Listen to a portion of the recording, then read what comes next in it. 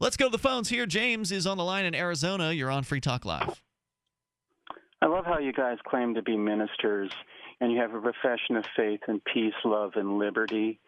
But when a vote doesn't turn out as you should like, you just wish all the older people that voted against what you were wishing for would just die off and go away. Oh, I didn't wish that.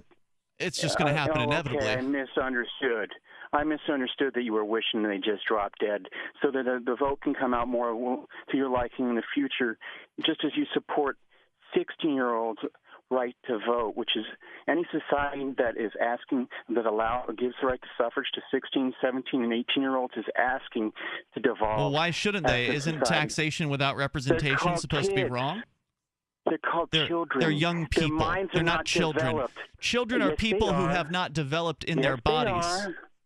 They're children. That's why they go to high school. Thanks for the call. Toll-free number tonight, 855-450-FREE. That is the Pro-XPN toll-free line. By definition, teenagers are not children. Teenagers have gone through puberty, and so therefore are not children. Sorry. Well, based on and I'm just going to play devil's advocate here for a second, based on at least one federal government statute or law or whatever you want to call it here in the U.S., some people are children until the age of 26. Really? So that they can stay on their parents' insurance because, kids getting out of college, they don't have jobs that provide insurance, so they need to stay on mommies and daddies. Wow. So they're still children as far as the ACA is concerned. Well, you're right about that, Daryl. There is this big push for lack, and I don't know who coined this term, but I like it, the childification of America, where they just continually push the age of adultness, this arbitrary legal age, back further and further in different categories. And also you see this sort of helicopter parenting going on, where young people are babied for as long as possible, all the way into their 20s now. And that's one of the things, whenever you talk about, the extended life expectancy of, like maybe in the future people will live to 200 years old.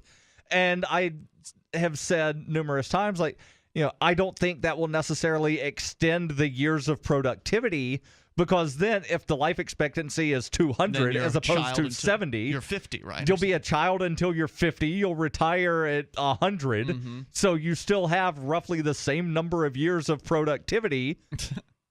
And, it's just extending childhood. I never understood why 16 and 17-year-olds couldn't vote in the United States. They sure as hell tax you at age 16. If you go and get a job, you're going to get taxes taken out, which means you can't vote, and you're being taxed. That's taxation without representation. I was paying taxes at 14. Exactly. So as long as you're paying taxes, you should be able to vote, as far as I'm concerned. And in the case of Scotland, the teenagers were the ones, at least the 16 and 17-year-olds were the ones voting in the right direction, overwhelmingly. It's Free Talk Live.